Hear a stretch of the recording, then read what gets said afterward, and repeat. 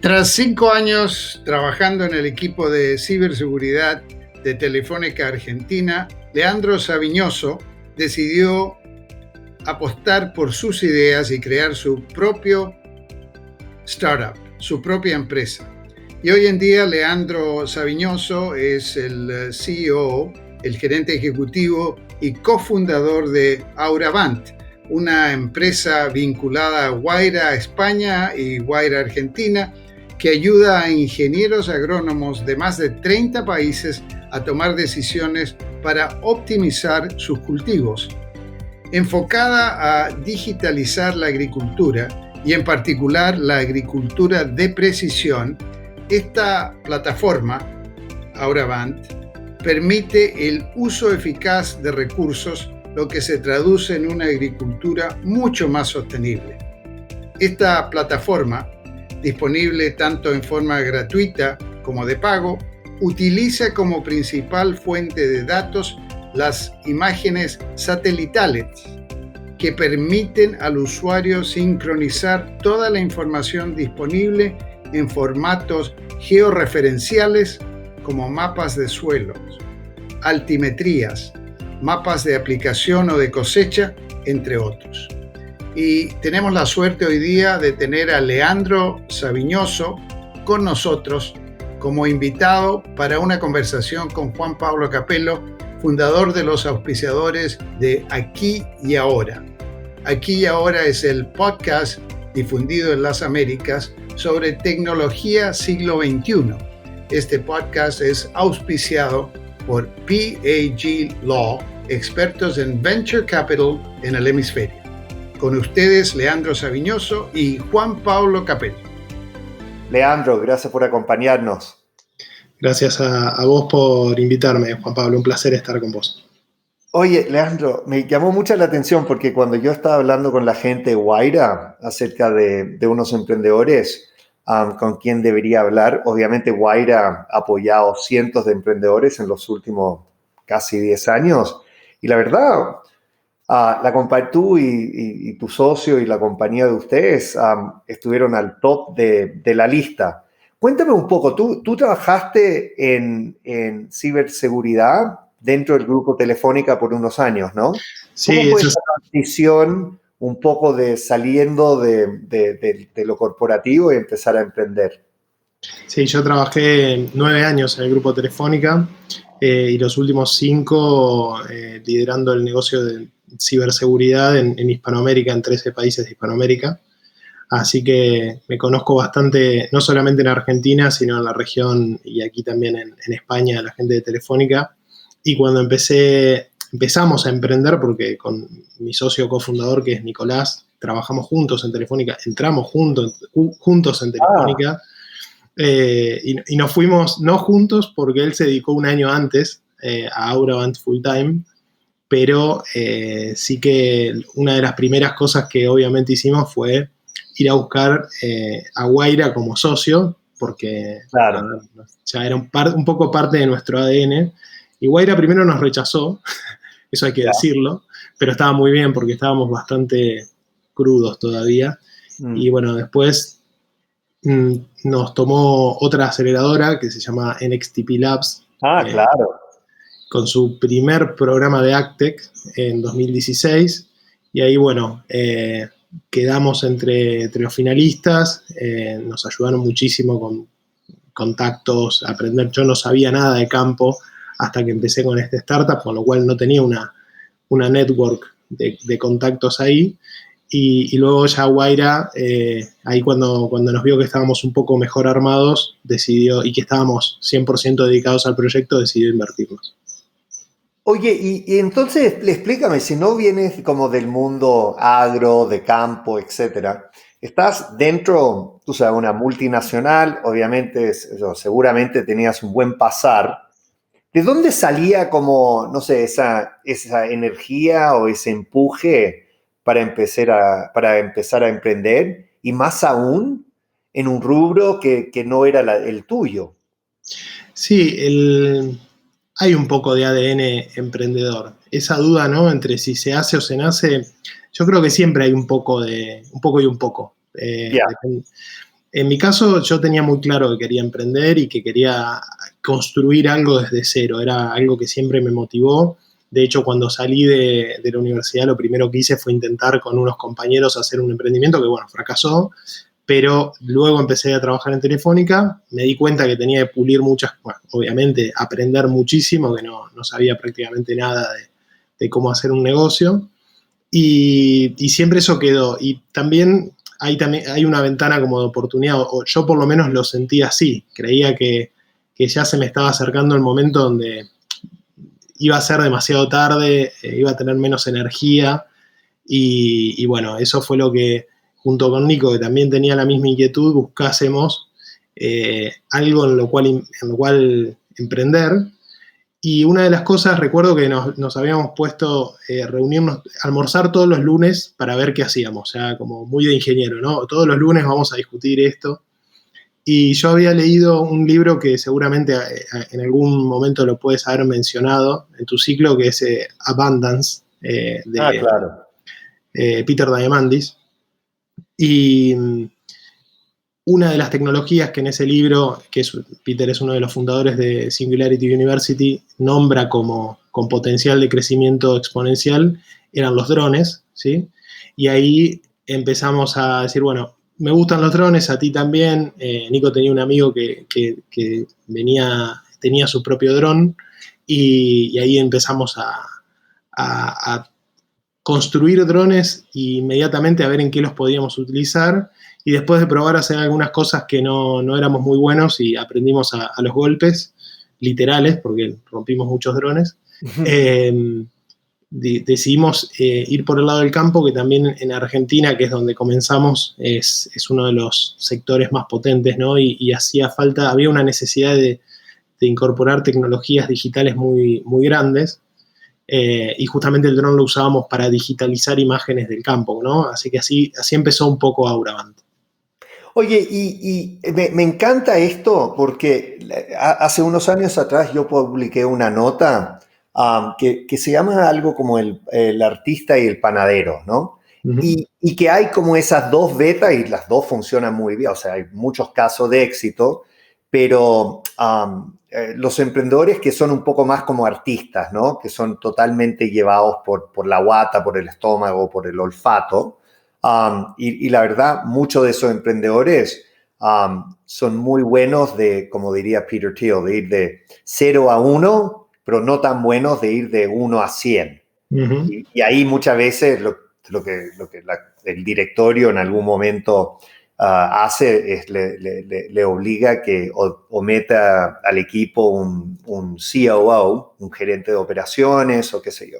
Y después hay más la beta de los panaderos, ¿no? Que son más disciplinados, que piensan un poco, estudian bien el mercado antes de lanzarse, etc. Entonces, si entiendo bien, ustedes estaban un poco más a ese lado, ¿no? Haciendo como buenos ingenieros un estudio de mercado, etc. ¿Cuál era ese proceso, ese embudo de ideas que iban como descartando hasta que decidieron enfocarse en esta idea, en este nicho de mercado? Bueno, es un poco así, es como lo dices, aunque viste que también dentro de esa intuición hay una buena parte del bagaje que uno tiene de experiencia, ¿no? Claro. La intuición también se va desarrollando, pero sí es cierto que fuimos bastante metodológicos en el proceso, o sin tener una guía de cómo hacerlo, buscamos apoyarnos en estructuras. Entonces, de lo primero que hicimos, sabiendo que la tecnología que queríamos abordar era la de drones, dijimos, bueno, drones se pueden hacer con distintas características, para que vuelen más rápido, para que sean más estables, para que duren más tiempo en el aire. Dependiendo de eso, cambiaban las características físicas de cómo construirlo, las aspas, las baterías, etc. Y dependiendo esas características era qué tipo de aplicaciones se podían llegar a utilizar, para las cuales se podían llegar a utilizar, con lo cual hicimos como una megamatriz de cosas que se podían hacer con los drones y qué dron nos servía para cada cosa, y elegimos hacer un dron con determinadas características porque nos podía servir para probar varias cosas. Eso fue uno de lo primero que hicimos. porque digo, drones se pueden utilizar para seguridad, para Claro. monitorear procesos industriales, para generar contenidos, digo, filmar, bueno, y para el campo también. Y bueno, esa fue una de las primeras cosas que hicimos. Y después también dentro de cada uno de estos sectores dijimos, bueno, vamos a probar haciendo esto. Y lo primero que hicimos fue filmar, ¿sí? Y tratar de vender esos contenidos. Nos dimos cuenta ahí que las capacidades nuestras en creación de contenidos no eran las mejores, las de operar los drones tampoco eran las mejores, pero al mismo tiempo parece una historia de fracaso, ¿no? Pero Sí. creo que se trata de esto, de encontrar ese hueco donde uno es bueno, haciendo qué cosas, y cómo podemos construir valor alrededor de eso. Y bueno, probamos varias cosas después de hacer cosas con algunos trabajos para industria, constructoras, industria de hierro. Hicimos, por ejemplo, un relevamiento de una montaña de chatarra en una industria que hace acero, ¿sí? Que era para medir el tamaño de la chatarra. Llegamos a un punto donde comenzamos con el agro, pero dijimos vayamos a vid, a un cultivo de alto valor que podemos cubrir más con nuestro, digamos, con una herramienta que huele menos tiempo, ¿sí? Por las limitaciones que tiene. Y también encontramos en Argentina que en ese momento el sector vitivinícola estaba muy deprimido, entonces dijimos vamos a los cereales, entonces vamos a cambiar, vamos a los cereales que tienen pinta de que siempre van a ser un buen negocio en Argentina, y veamos cuáles son todos los problemas que tienen en la producción de cereales. Y de vuelta hicimos toda una matriz viendo cómo podíamos aportar y ahí encontramos... vuelve a la matriz. Pero fue así, fue bastante prueba y error, y volver. Bueno, ahí nos metimos a hacer un algoritmo de optimización de fertilización con nitrógeno para trigo, cebada y maíz. Nos apoyamos obviamente en conocimiento agronómico de una universidad, pero hicimos todo un algoritmo alrededor, muchas pruebas en campo, digamos, experimentales y también conceptuales de si funcionaría o no, cómo tenía que ser la mejora que aportásemos. Y bueno, y después fueron muchos pivots tecnológicos que nos depositaron a donde estamos hoy. Al poco tiempo, sí. Oye, y ustedes cuando lanzan la compañía, obviamente en la Argentina estaban con otro gobierno, ¿no? Con este cambio de gobierno, o sea, ha habido muchos giros políticos, etcétera. ¿Cómo lo están enfrentando? O sea, es interesante porque yo vengo hablando con muchísimos emprendedores y obviamente esta situación con COVID, o sea, hay algunos relativamente pocos emprendedores que ya tienen, tú sabes, más viento a su favor. Para muchos de nosotros, tú sabes, nuestras compañías, o sea, estamos tratando de encontrar la manera de aprovechar el momento, pero hay que reconocer de que son momentos difíciles. Pero un comentario que recibo como de mucho optimismo y de fortaleza de muchos emprendedores es que, bueno, ser emprendedor en América Latina, o sea, tienes que enfrentar cambios constantemente, ¿no? O sea, cambios de políticas de gobierno, económicos, fiscales, ahora el tema de la pandemia. O sea, ¿ustedes cómo vean eso, particularmente siendo ingenieros bastante disciplinados? O sea, ¿cómo logran enfrentar estas altas y bajas que uno tiene con que uno tiene que lidiar siendo emprendedor en la región? Sí, es difícil. Yo creo que a la capa de complejidad, a las capas de complejidad que ya tiene ser emprendedor en general, sumarle toda incertidumbre, esa incertidumbre típica de nuestros países y en particular de Argentina, porque toca todo, ¿no? Los emprendimientos y también los productores, nuestros clientes son distintos. La forma de invertir en tecnología es diferente, son más... es raro porque son por un lado ávidos de tecnología porque necesitan ser competitivos por situaciones macroeconómicas, pero por el otro lado también se lo piensan mucho antes de cambiar y adoptar una tecnología porque es un riesgo adicional.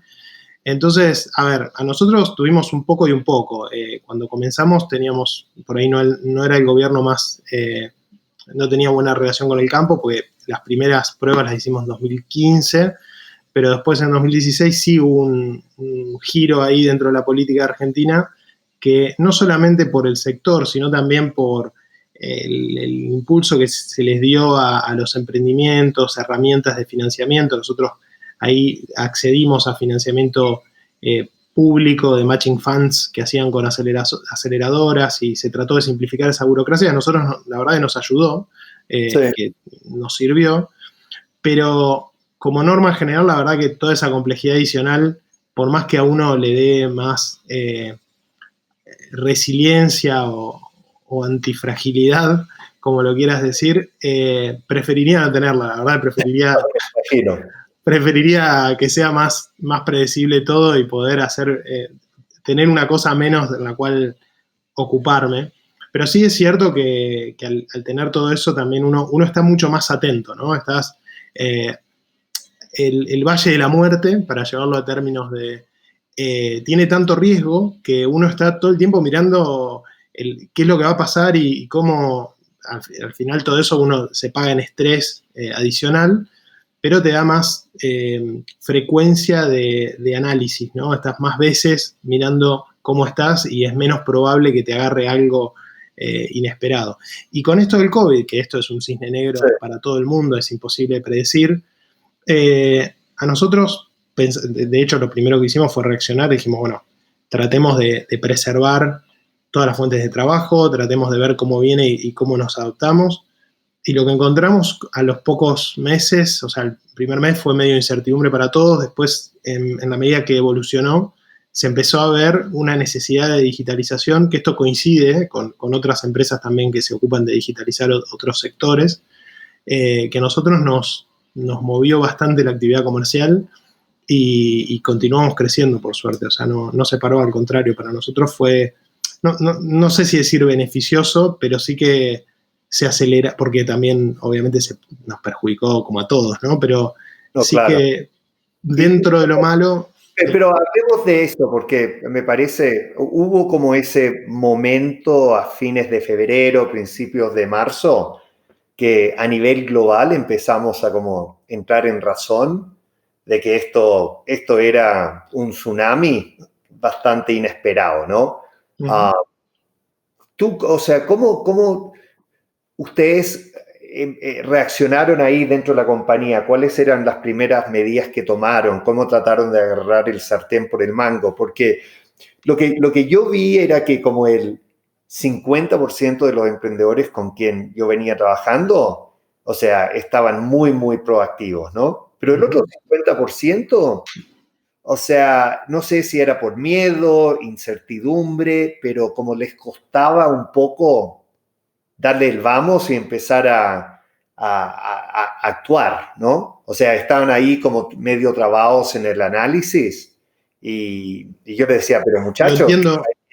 Sí. Sí, lo entiendo perfectamente porque a mí lo que me empezó a pasar es que inmediatamente los inversores institucionales que tenemos, Wireland, XTP y Glocal, me empezaron a llamar para ver cómo estábamos, ¿no? Y cómo veían todo, decir, ojo, porque lo que viene es muy duro, no va a haber inversión y ustedes estaban justo por seguir creciendo, entonces cómo están, cómo tienen el runway. Y por el otro lado veía a otros emprendedores de otros startups más B2C que la estaban pasando muy mal, que se les había caído muy fuerte los ingresos y estaban tomando medidas muy drásticas.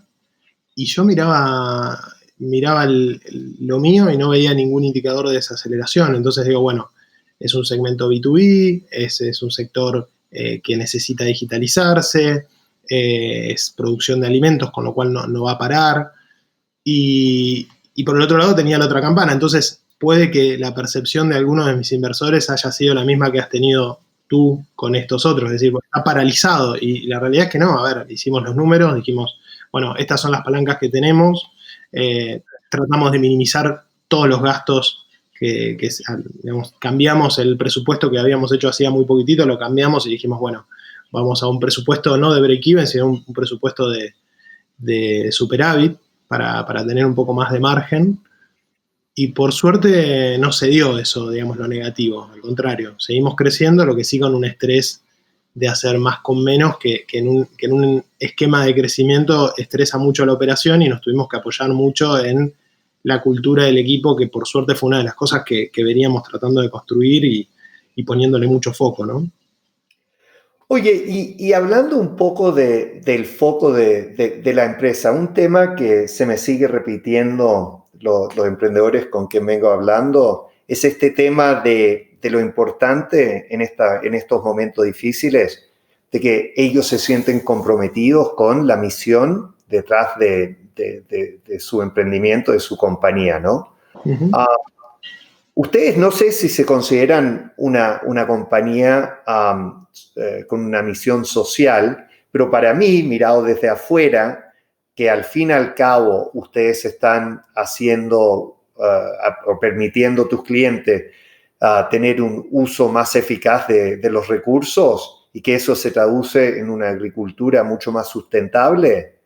O sea, me parece, tú sabes, un fin muy noble. O sea, ¿ustedes piensan en algo del impacto social del proyecto de ustedes? Sí, totalmente. El tema de que cuando comenzamos a definir una idea no tuvimos que pivotear y cambiar y que hayamos comenzado por la tecnología y no por el impacto, no quiere decir que uno no vaya encontrando ese propósito. El propósito es fundamental porque es lo que te mueve para adelante.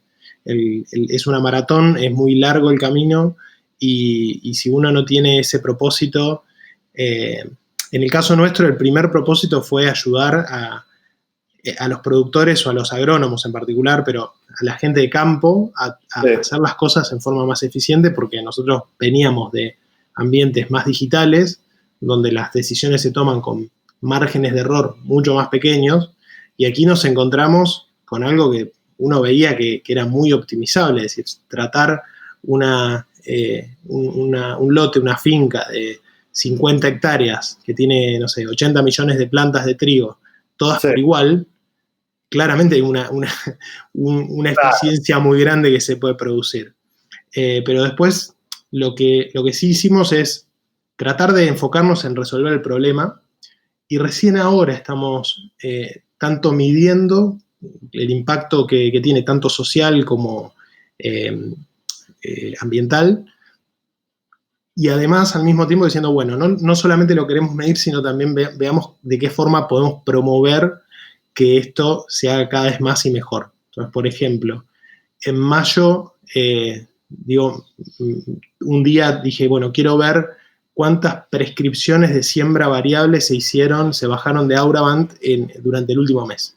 Uh-huh. Y había 1.000 prescripciones, o sea, había habido 1.000 campos donde se hicieron siembras variables utilizando nuestra tecnología. Y uno ya sabe en una siembra variable cuál es la ventaja promedio que tiene de rendimiento y de disminución de costes, y en base a eso se puede llegar a hacer una estimación muy burda, pero que no por eso sea completamente desacertada, del alimento adicional que están produciendo esos productores.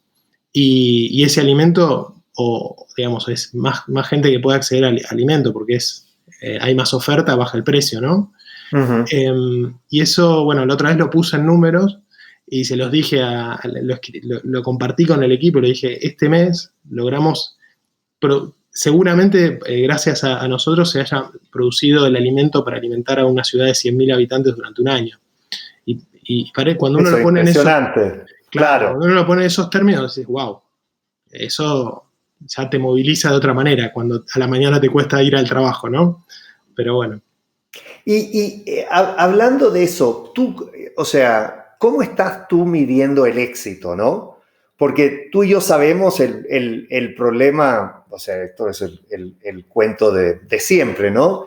De que uno se autoimpone una meta y la cumples o no la cumples, pero te das cuenta de que siempre hay una montaña detrás detrás del lomo que estás tratando de superar, ¿no? Uh-huh. O sea, ¿ustedes cómo van midiendo el éxito? Llevan ya varios años, o sea, 4 años o 5 años operando. Uh-huh. ¿Ustedes cómo están midiendo o sea, para mí el tema es, muchas veces lo que yo encuentro con los emprendedores están resolviendo lo que consideran los problemas que tienen enfrente, pero como no tienen tan en claro cuál es el norte, más allá de resolver estos problemas que están enfrentando en el día a día, muchas veces no terminan llevando la compañía y más importante, sus vidas a un buen puerto, ¿no? Uh-huh. Es difícil, yo te digo cómo lo vemos nosotros, pero entiendo que es difícil por la naturaleza cambiante que tienen los startups, ¿no? Entonces es muy fácil perderse llevado a términos ingenieriles en mínimos locales, ¿sí? Uno mira una curva y se queda en un pocito o en una cima y el camino era mucho más largo. Lo entiendo. Para nosotros, como ponemos el foco en la adopción de estas tecnologías que venían, digamos, el problema que identificamos nosotros y que abordamos fue estas tecnologías no se adoptan y no se están adoptando por diversos motivos, porque no hay herramientas fáciles, económicas, integrables, ¿sí? que hablen entre todos los sistemas para resolver el problema a la persona que tiene que tomar una decisión muy compleja, porque el agrónomo es como un médico, trata con un ser vivo que tiene muchísimas variables, es un problema multivariable que cambia, en 10 kilómetros cambia el suelo, cambia el cultivo, cambia todo, o sea, a veces uno piensa que esto igual y no tiene nada que ver en dos ciudades de la provincia de Buenos Aires, como por supuesto no tiene nada que ver en España, con Francia, con Estados Unidos. Pero para nosotros, esas medidas que a veces son medio vanidosas, como la cantidad de usuarios, la cantidad de hectáreas, la cantidad de países, yo creo que a nosotros sí que nos ponen un norte, por lo menos, de ver cómo se está adoptando cosas básicas, pero que tienen un impacto muy grande, ¿sí? Como esto que te contaba de la siembra variable o fertilización variable, que te reduce la huella de nitrógeno, o la huella de carbono, o la huella hídrica, ahora que estamos sacando la parte de riego, que el 70% del agua de uso humano es para riego, y sin embargo se usa de manera muy poco eficiente, entonces hay un impacto muy grande por generar. Yo creo que eso son las cosas que, y en el mediano plazo, digamos, no en el inmediato, porque va a requerir una parte de evolución tecnológica, nosotros también identificamos este otro problema de la integrabilidad de todas estas soluciones parciales que hay. Hay muchos startups que se enfocan en problemas puntuales agronómicos, ¿no? O el riego, o la fertilización. Sin embargo, no encuentran la llegada al mercado porque no hay una única plataforma. Y nosotros sí vemos que va a haber pocas plataformas en el corto o mediano plazo. Aquí 5 años va a haber pocas plataformas de decisión agronómica. Y lo que decidimos fue abrirla para que cualquiera pueda desarrollar ahí arriba, pueda interactuar con los datos de los usuarios, obviamente con el permiso de los usuarios, con las imágenes de satélite y con todas las capas de datos que tenemos, para poder poner estas soluciones a disposición de las personas que toman decisiones agronómicas, de modo tal que haya una convergencia, porque hoy hay mucha diferencia en el mundo en cómo se solucionan los problemas agronómicos en un sitio con otro, que depende de muchas cosas, de historia, de cultura, de condiciones macroeconómicas, etc. Y muchas veces una gran limitante es la falta de interacción en dónde está el conocimiento. El conocimiento está en un lugar, pero no llega a otro. Entonces dijimos, bueno, a través de Auraband, un agrónomo en Francia puede acceder a un modelo de fertilización variable desarrollado por el INTA en Argentina y también viceversa, ¿no? Puede acceder una persona que hace riego en la cordillera de los Andes, puede ser Chile o Argentina, a un modelo de riego que se desarrolló en Badajoz, por ejemplo. Así que eso para nosotros es otra medida, digamos, cómo podemos lograr esa interacción entre distintos actores en países distintos.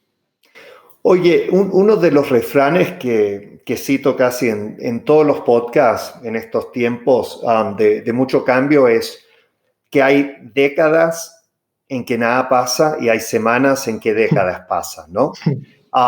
Y por lo menos en el mundo o sea, hablando del tema de la penetración de e-commerce, por lo menos en los Estados Unidos, y sé que en América Latina es más o menos lo mismo, desde el 2010 hasta el 2020, la penetración de e-commerce subió del 5 al 15%, o sea, 15% de las ventas se hacían online.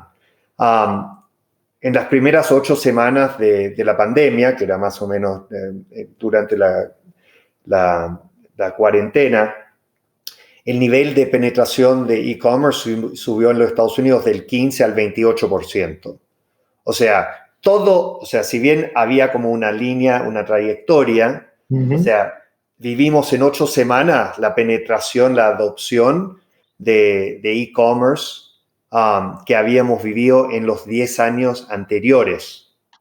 O sea, me imagino, y tú has tocado este tema un par de veces, que uno de los motivos que ustedes se enfocaron en el sector de agro era que no había habido la adopción tecnológica debida de alguna manera, o que había herramientas o tecnologías que se podían poner a disposición de la gente que maneja en el campo, que, o sea, por resistencia de adopción, no lo habían adoptado hasta que ustedes empezaran, ¿no? ¿Ustedes cómo están viendo esa tendencia? ¿Ustedes están viendo que en esta pandemia tus clientes están más abiertos a adoptar o analizar nuevas tecnologías? Totalmente, sin dudas, una gran parte por obligación. Claro. El sector como nuestro dice el escudo chileno dice por la razón o por la fuerza. Fuerza, exactamente. Sí. Bueno, o sea, o por la razón o por la fuerza de la cuarentena. Aquí está pasando por la fuerza, lamentablemente. Claro.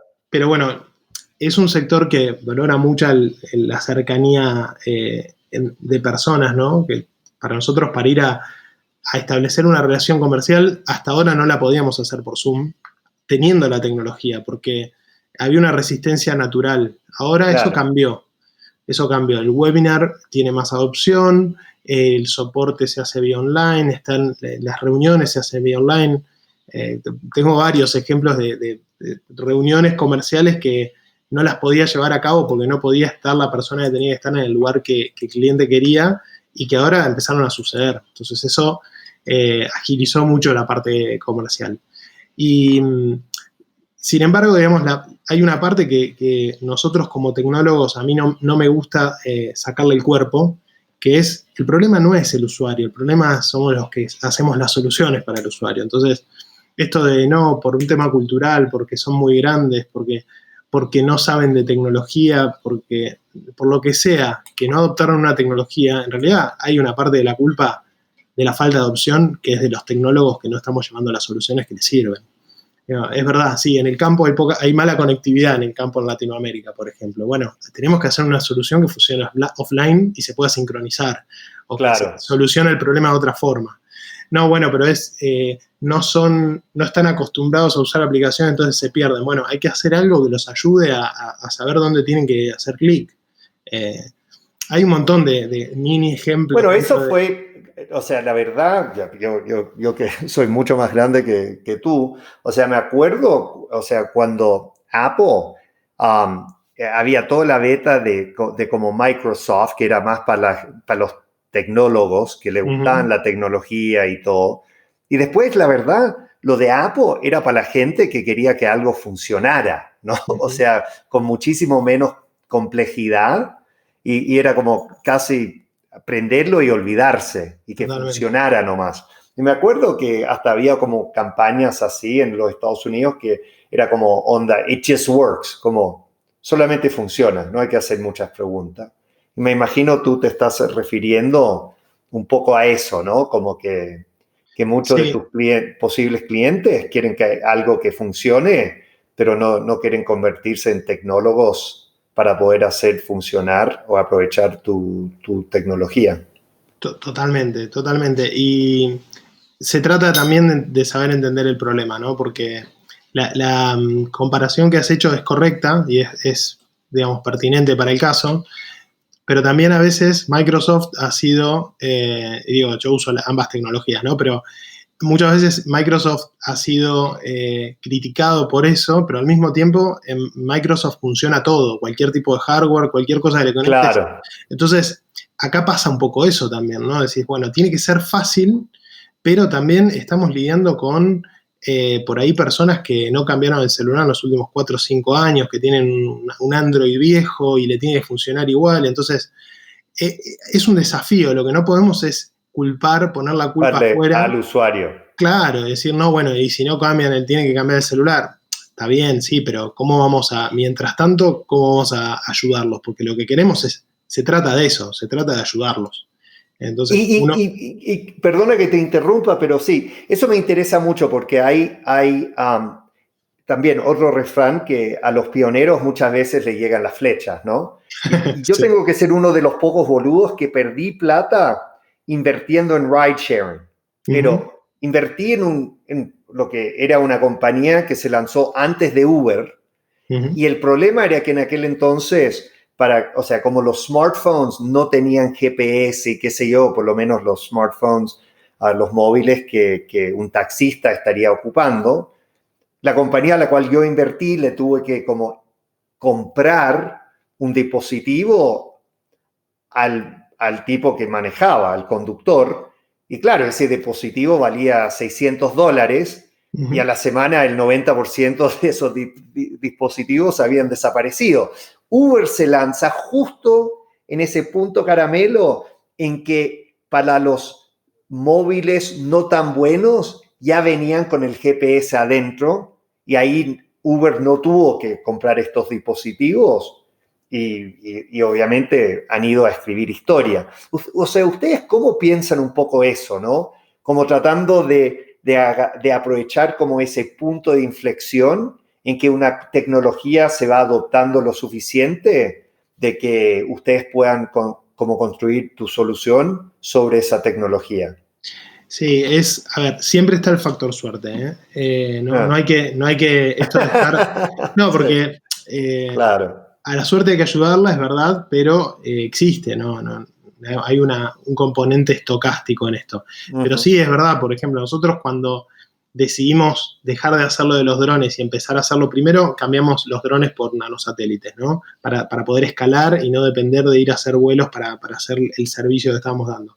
Pero después cuando decidimos desarrollar la plataforma, que al principio la pensamos como, bueno, tenemos que tener una plataforma para entregar los resultados, que es el problema típico que tienen todas las empresas de AgTech, vimos que había, que por el roadmap de satélite, tanto de la Agencia Espacial Europea, que nosotros estamos aquí, yo estoy en Madrid porque estamos incubados por la Agencia Espacial Europea, iba a duplicar la frecuencia a los pocos meses de que lancemos la plataforma, frecuencia de revisita de los satélites. Y claro, bueno, nosotros, a ver, es verdad, podríamos haber empezado eso hace 5 años antes si no se hubiera dado, pero hacía sentido lanzarla en ese momento porque a los pocos meses que la lanzamos ya teníamos todo el motor de ingesta de datos satelitales y varias cosas armadas y ahí se duplicó la frecuencia y eso hizo que, digamos, sirva más tener más, acceder a imágenes satelitales que antes muchas veces no te servían por el poco espaciado que tenían. Después hay decisiones que son más sesudas y que pueden salir mal o salir bien. Nosotros, por ejemplo, para nosotros es importante que el usuario sea capaz de subir sus datos de la maquinaria, que se sincronice directamente con, digamos, por ejemplo, un mapa de rendimiento, un mapa de fertilización que la maquinaria agrícola lo levanta del terreno, que lo puedan, digamos, poner en Auravant. Y hoy tienen que ir con un pendrive, bajarlo y después subirlo. El camino elegido por la gran mayoría de otras plataformas es vender su propio hardware, poner ese hardware en la maquinaria, y nosotros vimos que en muy poco tiempo ya las grandes maquinarias, marcas de maquinarias, tienen su propia nube, y dijimos, no, vamos a obviar ese paso y vamos directo a lo que va a pasar de aquí a un par de años, por más que nos demoremos y perdamos un poquito de tracción ahora, porque después meterte en un track donde tienes que desarrollar hardware, mandarlo a construir, mantenerlo, actualizarlo, etc. Pero bueno, son apuestas, a nosotros nos viene saliendo bien. Y eso... Mira, otro artículo que recién publiqué se llama el tablero y el dardo. Y es un poco lo que acabas de decir, de que muchos emprendedores el problema lanzan su dardo a donde está el tablero, no hacia donde gira. Claro. ¿Me entiendes? Y con suerte le pegan al costado del dardo y ahí se quedan atrás. Sí, pero bueno, siempre hay que tomar riesgo ahí, ¿no? Es una componente de cosas y también depende mucho de la capacidad de visión que tenga el equipo emprendedor. Yo por suerte tengo un cofundador que es Nico, que la tiene muy clara en eso y eso simplifica mucho las cosas porque sabe, no solamente tomar las decisiones, sino convencernos a todos de cuál es el camino que tenemos que seguir desde ese punto de vista. Y bueno, eso ayuda mucho. No, yo obviamente, como tú bien sabes, esperaba tenerla a los dos, porque un tema que quería tocar con ustedes era justamente eso de cómo trabajan en equipo siendo dos cofundadores, o sea, cómo reparten las responsabilidades, porque por ejemplo en Patagon teníamos dos cofundadores, pero la verdad a lo largo del tiempo Wences Casares terminó llevando la batuta y se convirtió casi su nombre siempre en aquel entonces, o sea, uno cuando pensaba en Patagon pensaba en Wences, ¿no? ¿Ustedes cómo encuentran ese balance entre los dos? Tengo la suerte de que somos muy complementarios. Tenemos la suerte, digo. Sí. Nico podría hacer mi trabajo perfectamente bien, pero no es algo que disfrute haciendo. Lo hace, de hecho, cuando lo tiene que hacer, pero no es lo que quiere hacer. A él le gusta dirigir técnicamente, crear técnicamente. Es muy bueno en eso, se divierte haciéndolo. Y bueno, y a mí, yo soy malo en eso, o sea, me gusta hacerlo. De hecho, cuando comenzamos, y los primeros software del algoritmo inicial los había hecho yo, y un poco porque soy muy empujador, y me senté y me puse a programar todo, y un día él con su humildad que lo caracteriza me dijo, no, déjame que lo hago yo, y a partir de que vi el resultado dije, no, bueno, yo no tengo que hacer nunca más esto, lo mío es otra cosa.